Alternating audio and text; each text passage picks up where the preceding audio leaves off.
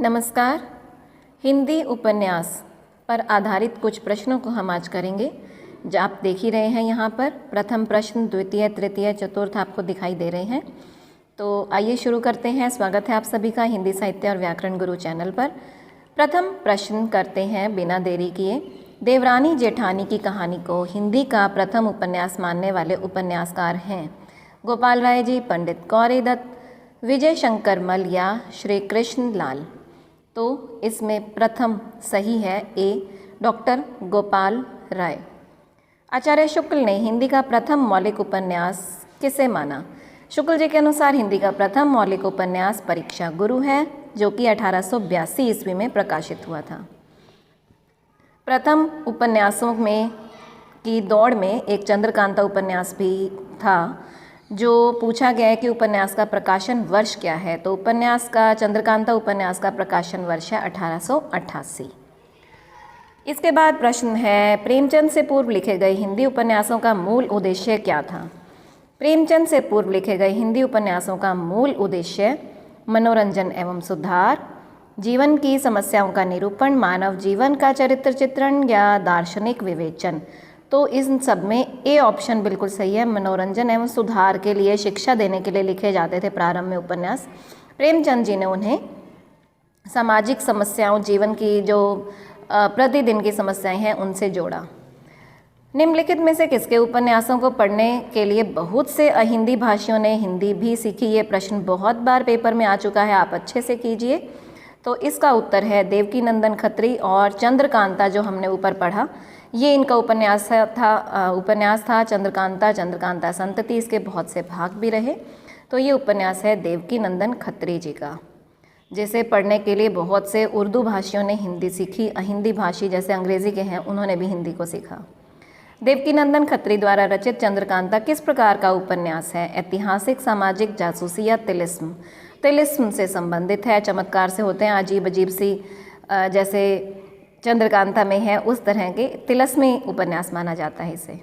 जासूसी उपन्यासों का हिंदी में श्री गणेश करने का श्रेय किस उपन्यासकार को जाता है? जासूसी उपन्यासों के लिए प्रसिद्ध हैं गोपाल राम गहमरी जी। इनके उपन्यास जासूसी आधार पर लिखे गए हैं। आर्थर कॉनन डॉयल से ये बहुत ज़्यादा प्रभावित थे।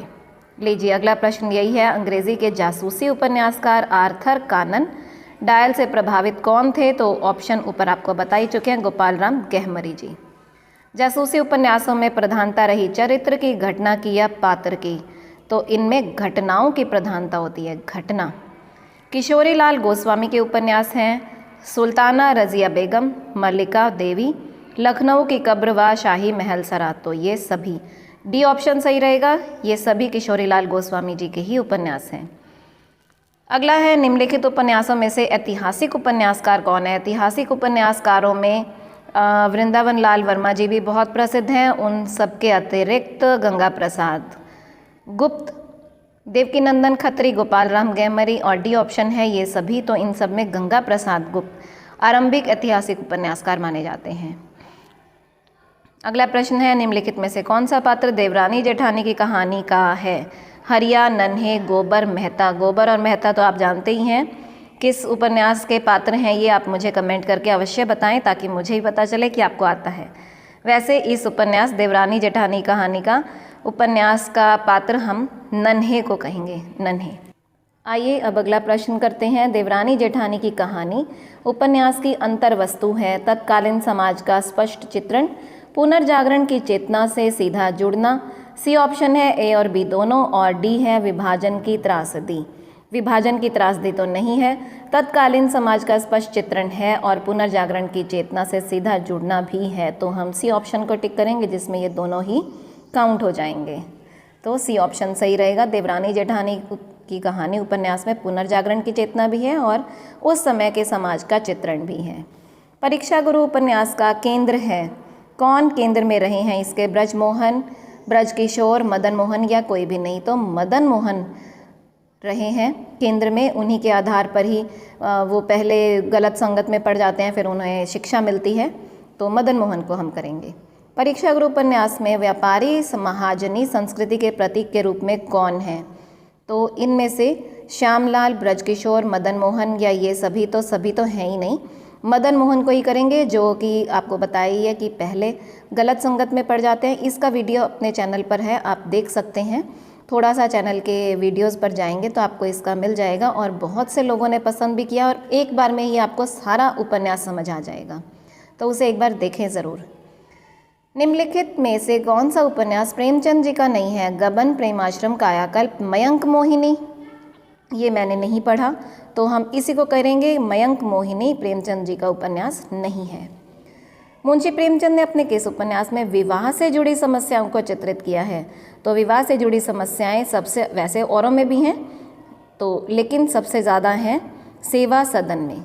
सेवा सदन में अनमेल विवाह भी है, कई प्रकार की समस्याएं भी रही हैं, तो सेवा सदन को हम टिक करेंगे। दहेज प्रथा, कुलीनता का प्रश्न, पत्नी का स्थान जैसे विवाह से जुड़ी समस्याओं को प्रेमचंद जी ने किस उपन्यास में उठाया है? तो सेम बात है, प्रेम सेवा सदन। यहाँ पर भी सेवा सदन दिया गया है। तो दहेज प्रथा, कुलीनता की समस्या, पत्नी का स्थान, ये विवाह से जुड़ी समस्याएं हैं जो कि उन्होंने सेवा सदन में दिखाई। निम्नलिखित में से किस उपन्यास में बेमेल विवाह की घटना को विषय वस्तु बनाया गया है? बेमेल विवाह, अनमेल विवाह कह सकते हैं, तो वो निर्मला में दिखाया है, तो हम ए ऑप्शन को टिक करेंगे, निर्मला। निम्नलिखित में से हरिजन समस्या किस में दिखाई गई है? हरिजन समस्या दिखाई गई है कर्म भूमि में। कर्म भूमि में हरिजनों की समस्याओं को बहुत अधिक दिखाया गया है। निम्नलिखित में से कौन सा प्रेमचंद का समकालीन उपन्यासकार नहीं है? पांडे बेचन शर्मा उग्र, चतुरसेन शास्त्री, जेपी श्रीवास्तव या गोपाल राम गहमरी। गोपाल राम गहमरी जी प्रेमचंद के समकालीन उपन्यासकार नहीं हैं। निम्नलिखित में से प्रेमचंद जी के समकालीन उपन्यासकार कौन से हैं? पहले पूछा गया था कौन नहीं है तो गोपाल राम गहमरी जी नहीं है, लेकिन इन्होंने यहाँ पर समकालीन उपन्यासकार कौन कौन से हैं ये पूछा है। जब हम उपन्यास के क्रम को पढ़ते हैं तो प्रेमचंद युग आता है, उसके बाद प्रेमचंदोत्तर आता है और पूर्व प्रेमचंद युग आता है। तो उनमें से अभी हम इनमें से देखते हैं कौन है। चतुरसेन शास्त्री उनके समकालीन उपन्यासकार हैं, जैनेन्द्र उनके बाद के हैं, अज्ञेय जी भी बाद के हैं और गोपाल राम गहमरी जी भी उनके समकालीन उपन्यासकार नहीं हैं। तो इसमें से हम चतुरसेन शास्त्री जो कि उनके समकालीन उपन्यासकार हैं को टिक करेंगे। जयशंकर प्रसाद जी का कौन सा उपन्यास उनकी अकाल मृत्यु के कारण पूरा नहीं हो सका था? कंकाल, तितली, इरावती। इनमें से इरावती ए। आइए अब आज के अंतिम प्रश्न की ओर जाते हैं। कंकाल और तितली निम्नलिखित में से किस लेखक के उपन्यास हैं? तो ये हम कर ही चुके हैं, कंकाल, तितली, इरावती। इरावती अधूरा है, प्रसाद जी का है, जयशंकर प्रसाद। तो उत्तर ए सही है, जयशंकर प्रसाद। आज के लिए इतना ही, धन्यवाद। यदि आपको अच्छा लगा तो प्लीज़ शेयर कीजिए। जब ज़्यादा आप लोग नहीं देखते हैं तो मेरा भी साहस टूट जाता है, मुझे लगता है कि ये नहीं करना चाहते हैं। और मैं पहले से ही कह चुकी हूँ कि इससे हमें कुछ मिलता नहीं है। अगर आप सोचते हैं कि कोई पैसे या कुछ ऐसा मिलता है, ऐसा कुछ नहीं होता है, सिर्फ आपसे जुड़ने के लिए और मेरी तरह से कहीं आपका पेपर ना रह जाए, इसलिए सिर्फ और सिर्फ आपकी सहायता के लिए ही ये वीडियो बनाए जाते हैं। अगर आपको अच्छा लगता है तो उसे लाइक और शेयर कर दिया करें।